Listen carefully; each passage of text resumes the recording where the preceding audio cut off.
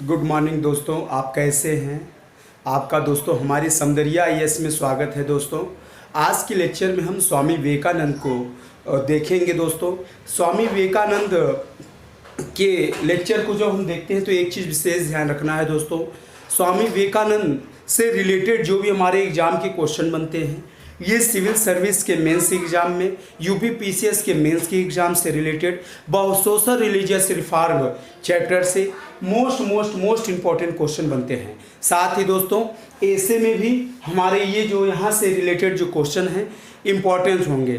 दूसरी तरफ दोस्तों यहाँ से रिलेटेड जैसे एसएससी है, रेलवे है, स्टेट सर्विस है, पीएससी है और यूपीएससी, यहाँ प्रीलिम्स एग्जाम में ऑब्जेक्टिव एमसीक्यू क्वेश्चन भी बनते हैं। दोस्तों यानी यहाँ पे कहने का मतलब ऑब्जेक्टिव, डिस्क्रिप्टिव, एसे और इससे रिलेटेड जितने भी वाक्यांश है दोस्तों सब कुछ स्वामी विवेकानंद के लेक्चर में हम सीखेंगे। इसलिए इस लेक्चर को दोस्तों थोड़े से अच्छे से समझने का आप लोग प्रयास करिएगा। ठीक है दोस्तों, सबसे पहले स्वामी विवेकानंद के बारे में हम लोग जानते हैं कि स्वामी विवेकानंद का जो परिचय है ये क्या है। दोस्तों तो स्वामी विवेकानंद का जो जन्म था ये 12 जनवरी 1863 को हुआ था। दोस्तों 12 जनवरी 1863 को हुआ था दोस्तों। और स्वामी विवेकानंद के जन्म को ही युवा दिवस के रूप में मनाया जाता है। किस रूप में दोस्तों? युवा दिवस। स्वामी विवेकानंद के बर्थडे को ही युवा दिवस के रूप में हम लोग याद करते हैं। दोस्तों किस रूप में याद करते हैं? युवा दिवस के रूप में याद करते हैं।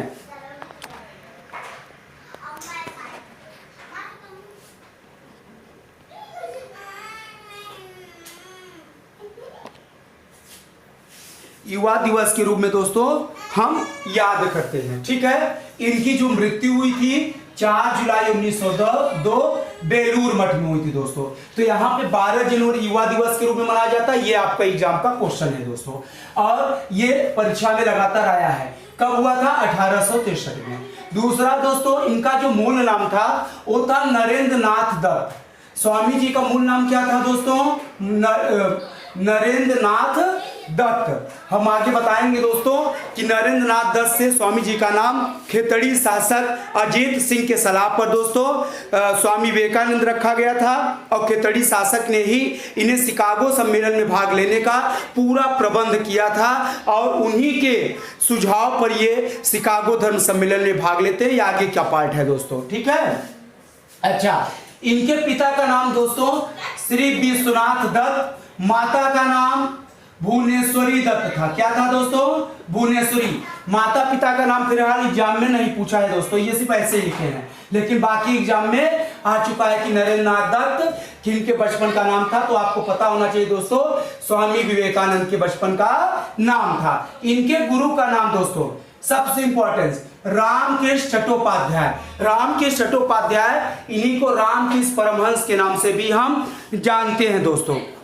इनके साथ ही इनकी गुरु माता यानी इनके गुरु जी की वाइफ शारदा मणि था। शारदा मणि को यूपीपीसीएस में कई बार क्वेश्चन बना चुका है दोस्तों, एसएससी में भी आ चुका है, तो यह विशेष ध्यान रखना। गुरु माता का नाम क्या था दोस्तों?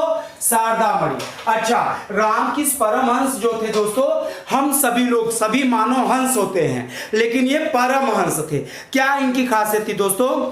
इनका मानना था कि मानव सेवा ही ईश्वर सेवा है। इनके बारे में बहुत सारे वाक्यांश है दोस्तों। ऐसा बोला गया है कि रामकृष्ण परमहंस अंतिम ऐसे व्यक्ति हैं जिन्हें भगवान का साक्षात्कार हुआ था दोस्तों, यानी काली माँ का इन्हें सीधा दर्शन होते थे दोस्तों। ऐसा इनके बारे में बोला गया है दोस्तों।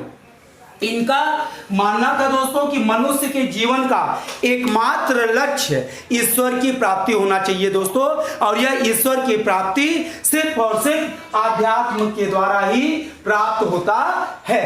ये दोस्तों इनका स्वामी जी का एक बेसिक स्ट्रक्चर है, बेसिक परिचय है। अब हम ये देखेंगे कि स्वामी जी ने किया क्या क्या है। हम उनको इतना याद करते हैं उन्होंने इस तरह से क्या कार्य किया है दोस्तों। दोस्तों यहाँ पर एक चीज विशेष ध्यान रखना है कि जब स्वामी विवेकानंद या रामकृष्ण परमहंस की बात अगर हम लोग करें तो यहाँ पे इनका जो मेन मोटो था दोस्तों सोशल रिफॉर्म, यानी समाज में जो उच्च और नीच है, जो गरीब तबका है, उनको सपोर्ट करने, गरीब यानी अपने देश को एकता की भावना में पिरोने का काम स्वामी जी के उपदेश और भाषण में प्रमुख स्थान है दोस्तों। जैसे हम पहले बात करेंगे सामाजिक सुधार। सामाजिक सुधार का मतलब है स्वामी जी कहते हैं कि हमारे हिंदू समाज में न तो कोई ऊंचा है न तो कोई नीचा है, सभी समान हैं और हम सबको मिलकर कार्य करना चाहिए, और अगर मिलकर काम करेंगे सभी लोग तभी हमारे समाज का विकास होगा और हमारा देश बेहतर होगा। इसको कुछ हमने पार्ट में एक्सप्लेन करने का प्रयास किया है दोस्तों। जैसे नस्लवाद, क्षेत्रीय विभाजन को समाप्त करना, हमने पहला पार्ट बना। स्वामी जी का मानना था दोस्तों कि हमारे समाज में आज जो वर्ण व्यवस्था अब जाति व्यवस्था में कन्वर्ट हो गई है, विभिन्न प्रकार के नस्लें आ गई हैं दोस्तों। ये नस्लों के कारण दोस्तों ऊंच नीच का भेदभाव हमारे मन में पैदा हो रहा है दोस्तों।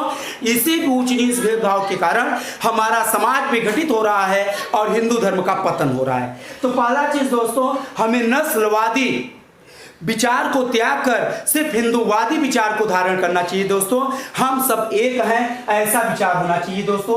क्षेत्रीय विभाजन हमारे देश में, जैसे आज हम देखते हैं महाराष्ट्र का व्यक्ति है मराठी कहते हैं, बंगाल का है बंगाली कहते हैं, और इस तरह उड़ीसा का है उड़िया कहते हैं, गुजरात का है गुजराती कहते हैं, तमिल का है तमिल कहते हैं। तो इस तरह से जो हमारे मन में क्षेत्रीय डिवीजन की भावना होती है दोस्तों, ये हमारे पतन का कारण होता है। और अगर हम नस्लवाद यानी जो डिफरेंस जाति है, नस्लवाद और क्षेत्रीय विभाजन को अगर समाप्त कर दे तो वह दिन दूर नहीं होगा दोस्तों जब भारत विश्व में एक महान राष्ट्र के रूप में उभरेगा दोस्तों।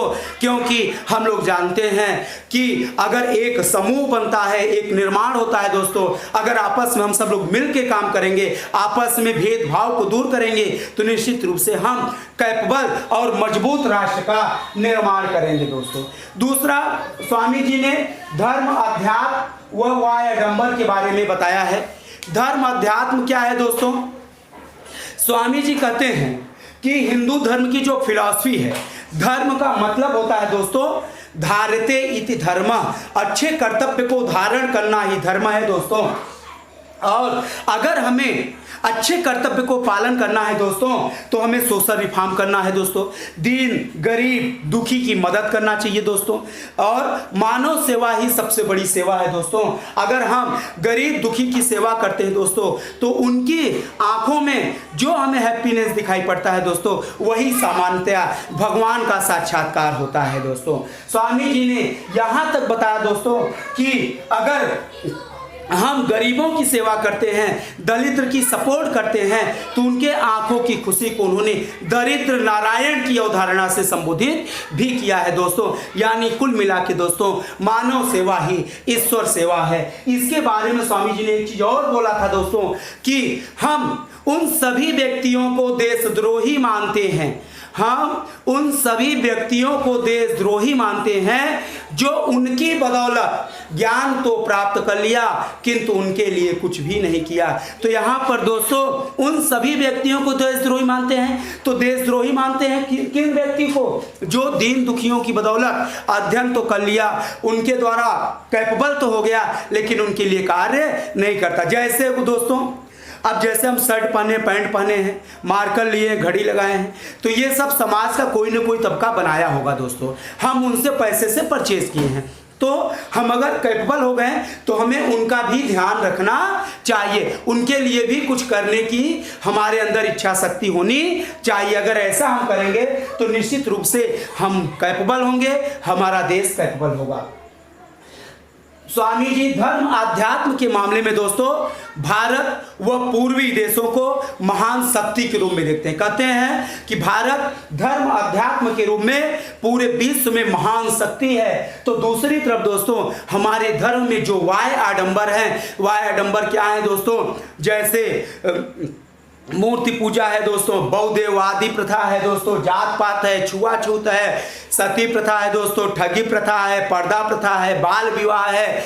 इस तरह से जितने भी वाय आडंबर हिंदू धर्म में दोस्तों जुड़ते गए हैं, ये सब हिंदू धर्म के पतन के कारण है। अतः स्वामी जी का यह मानना है दोस्तों कि हमें धर्म आध्यात्म यानी मानव सेवा को इंपॉर्टेंस करके अपने वाय आडंबर का त्याग करना चाहिए दोस्तों।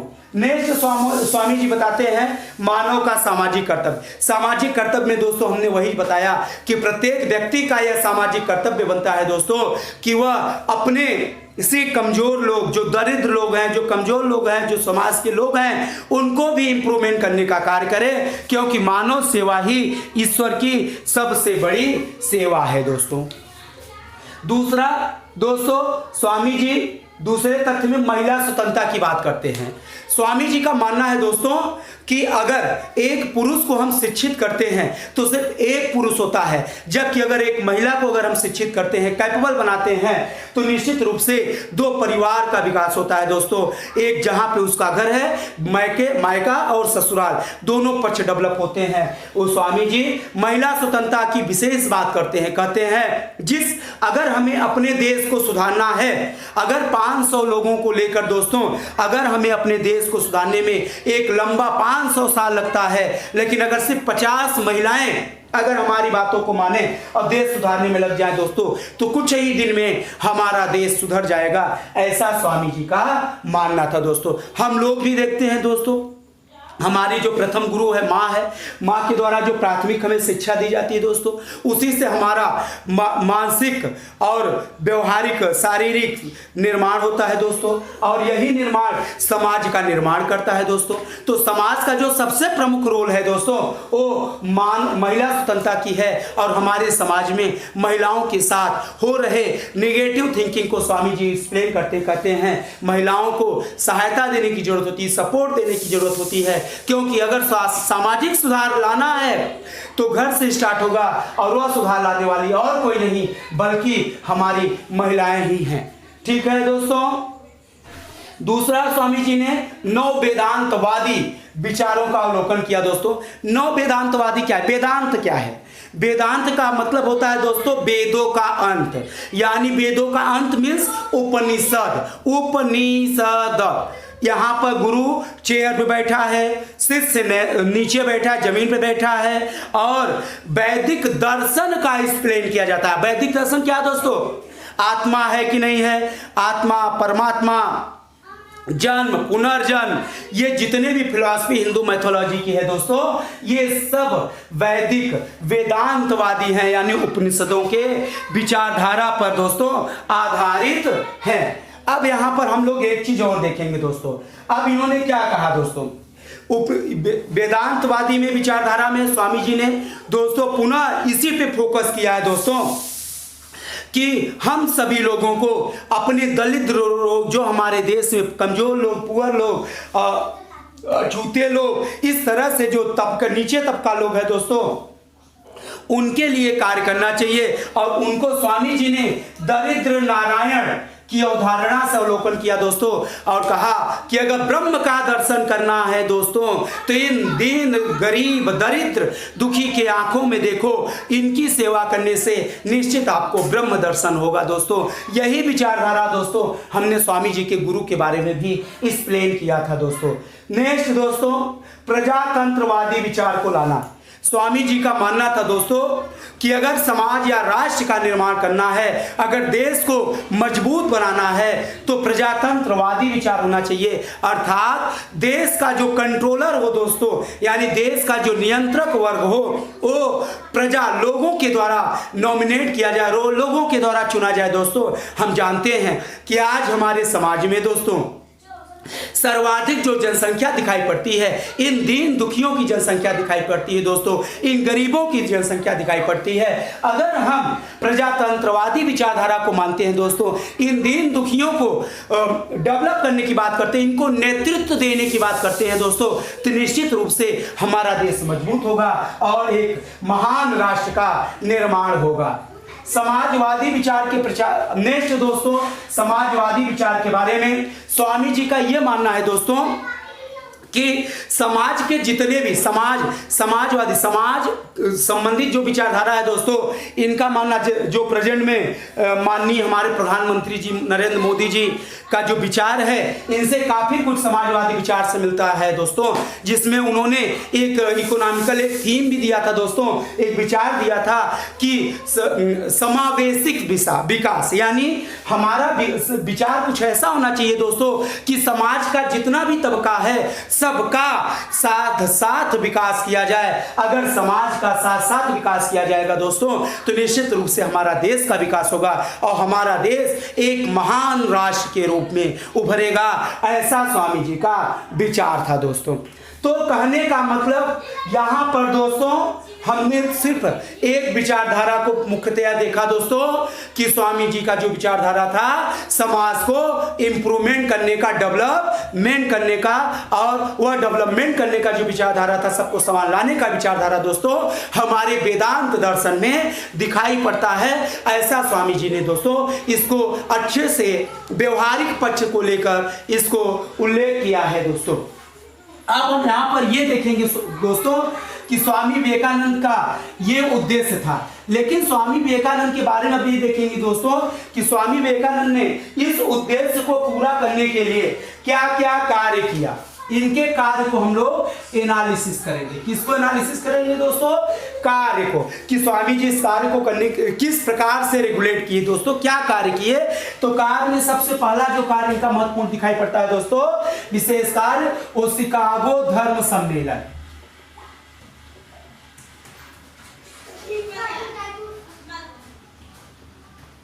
अच्छा दोस्तों, ये कार्य के बारे में थोड़ा सा पहला शिकागो धर्म सम्मेलन, दूसरा रामकृष्ण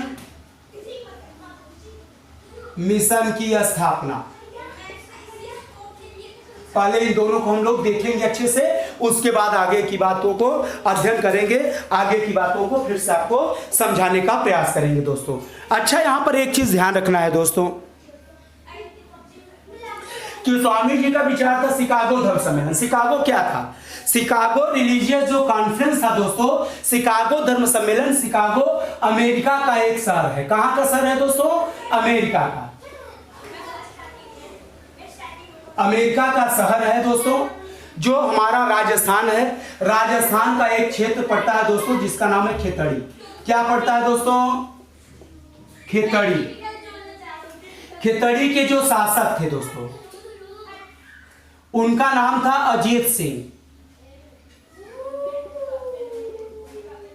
अजीत सिंह की सलाह पर दोस्तों स्वामी जी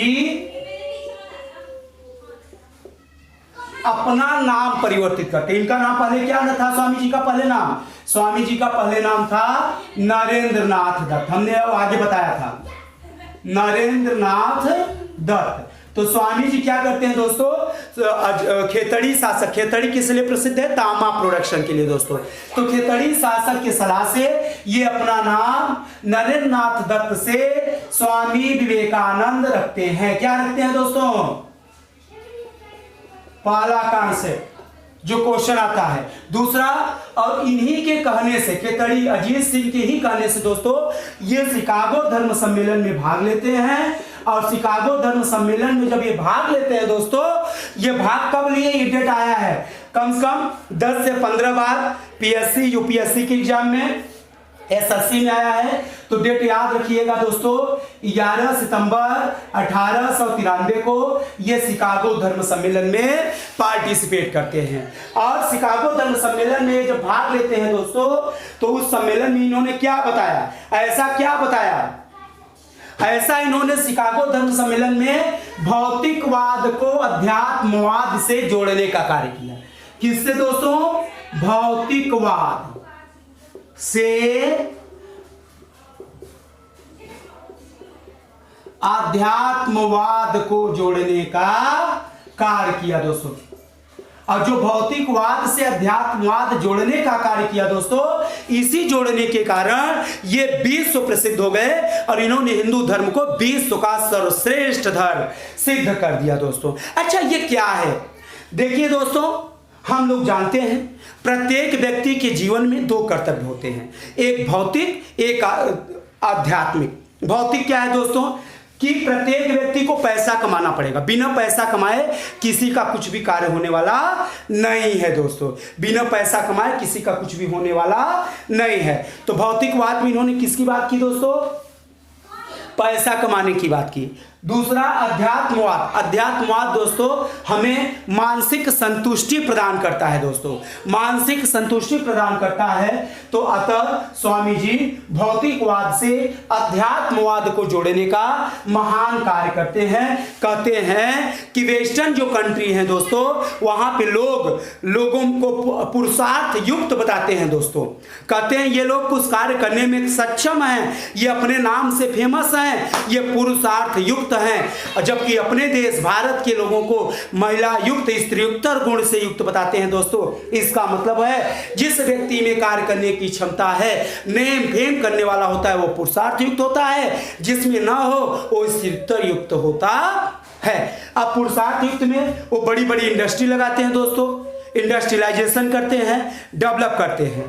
तो दूसरी तरफ हमारे देश में क्या है दोस्तों, हम लोग ये सब कार्य नहीं कर पाते। हमारे देश में हमारे धर्म हावी है दोस्तों, आध्यात्म हावी है, हम लोग अपने नैतिक कर्तव्य को करना जानते हैं। तो स्वामी जी ने वहां पर यह बताने का प्रयास किया दोस्तों कि वेस्टर्न के लोग आप हमारे देश में भौतिकवाद लाइए, यानी लोगों को रोजगार दीजिए, लोगों को रोटी दीजिए, हम आपको धर्म देते हैं दोस्तों।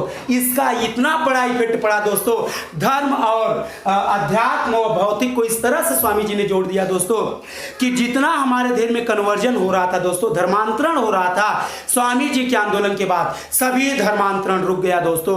और तो और बड़े पैमाने पे लोग दोस्तों जो क्रिश्चियन लोग थे वो हिंदू धर्म को स्वीकार करना शुरू कर देते हैं। कुछ लोगों ने, एक वहां के प्रसिद्ध पत्रकार थे दोस्तों, उसने तो यहां तक कह दिया कि हम लोग एक धर्म प्रधान देश में धर्म का प्रचार करना कितनी मूर्खतापूर्ण बात है, ऐसा उसने एक्सप्लेन किया दोस्तों। इसका एक बहुत बड़ा इफेक्ट हमारे समाज में दिखाई पड़ता है दोस्तों। दूसरा, स्वामी जी 4 वर्ष दोस्तों शिकागो धर्म सम्मेलन में जब जाते हैं तो 11 सितंबर 1893 से ये 4 वर्ष तक, कितने वर्ष तक दोस्तों, 4 वर्ष अमेरिका में रहते हैं। और 4 वर्ष अमेरिकी प्रवास के बाद दोस्तों ये भारत वापस आते हैं। और जब ये स्वामी जी भारत 4 वर्ष के बाद भारत आते हैं तो गए कब थे दोस्तों, 93 में आए। कब, 93/4 1997 में, 1900 नहीं 1897, 93 में गए, 1897 में आए। और वापस आकर दोस्तों बेलूर मठ, बंगाल में पड़ता है, बेलूर मठ में दोस्तों राम के मिशन की स्थापना करते हैं। और राम के मिशन की स्थापना के पीछे स्वामी जी का यही उद्देश्य था, अपने धर्म को, लोगों को, काफी लोगों को कैपेबल बनाना। इस तरह से स्वामी जी का महान वर्क था दोस्तों। यहाँ पर स्वामी जी के धर्म का जो हमारे समाज में प्रभाव दिखाई पड़ा दोस्तों, हमने बताया धर्मांतरण रुक गया, ये सारे कार्य होते हैं। बस इतना ही है। स्वामी जी ने दोस्तों इन्होंने कुछ चीज कमेंट भी बोला है दोस्तों, उसको जरा हम लोग देख लेते हैं। जैसे स्वामी जी, हमने बताया कि स्वामी जी किसके बारे में, अगर हम बात करें दोस्तों कि स्वामी जी ने रामकृष्ण मिशन की, अच्छा एक चीज और बाकी है दोस्तों, इन्होंने रामकृष्ण मिशन की जो स्थापना की थी ये बेलूर मठ में, ये 2 जगह स्थापित किए थे ना। एक बेलूर मठ है दोस्तों, बेलूर मठ कहाँ है, पश्चिम बंगाल में है दोस्तों। और एक बेलूर मठ में स्थापना की थी और दूसरा इनका मुख्यालय मायावती में था दोस्तों, मायावती में था। मायावती दोस्तों अल्मोड़ा में पड़ता है। अल्मोड़ा कहाँ पड़ता है दोस्तों, यूके में पड़ता है, यूके माने उत्तराखंड में पड़ता है दोस्तों। इन 2 जगह स्थापित हुआ था दोस्तों, इन दोनों को हमें विशेष ध्यान रखना है दोस्तों। इनके अलावा दोस्तों स्वामी जी ने धर्म के प्रचार के लिए कुछ बुकें भी लिखी थी दोस्तों। किताब का नाम इनके कुछ लिख लीजिए दोस्तों, जो आपके एग्जाम में पूछता है। जैसे ज्ञान योग, कर्म योग, ज्ञान योग, कर्म योग, और कौन सी इनकी पुस्तक है दोस्तों, राजयोग, इस तरह से इन्होंने बहुत सारी पुस्तकें लिखी थी दोस्तों। ठीक है, और इन सभी पुस्तक का मेन मोटो इनका यही था, सोशल रिफॉर्म। अब इनके कुछ कमेंट हैं दोस्तों जो इन्होंने विभिन्न तथ्य पर दिया है, उसको जरा हम लोग देख लेते हैं कि इन्होंने कौन कौन से कमेंट दिए हैं और क्यों दिए हैं दोस्तों। जैसे स्वामी जी ने दोस्तों जैसे हमने बताया कि ये जो वायडंबर था दोस्तों, यानी हिंदू समाज के जो वायडंबर थे, इनके बारे में स्वामी जी ने क्या बोला था दोस्तों कि हमारे धर्म रसोई घर में है, हमारे धर्म रसोई घर में है, हमारे देवता खाना बनाने रसोई बनाने वाले बर्तन में हैं। अगर ये इसी तरह से यह चलता रहा तो कुछ समय बाद क्या बोलते हैं स्वामी जी, फिर से सुन लीजिए कि हमारा जो धर्म है ये छुआछूत वायाडंबर के बारे में स्वामी जी ने बोला था दोस्तों कि हमारे जो धर्म है, यानी हमारे धर्म रसोई घर में है। कहां है दोस्तों? रसोई घर में है। हमारे बर्तन, हमारे देवता कौन है? रसोई के बर्तन हैं।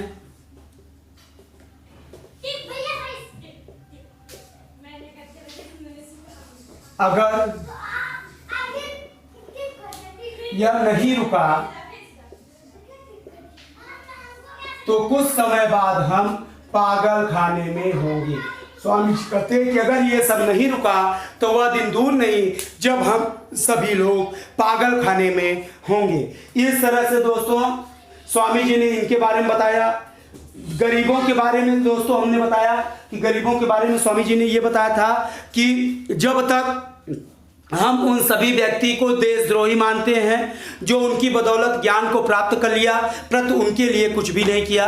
ये देशद्रोही के संदर्भ में स्वामी जी ने बताया है कि गरीबों की सेवा करने के बारे में बताया है। इसी तरह से स्वामी जी ने तीसरी बार हमने बताया था महिलाओं के लिए बताया था दोस्तों कि जिस कार्य को करने में बहुत सारे पुरुष लंबे समय में सुधार करेंगे, अगर 50 महिलाएं मिल जाएं तो उस कार्य सामाजिक सुधार करने में कुछ ही समय लगेंगे। इस तरह से स्वामी जी ने अपने धर्मावलंबी अपने धर्म संबंधित स्पीच में सामाजिक सुधार संबंधित ऐसे तथ्य वर्णित किए हैं दोस्तों।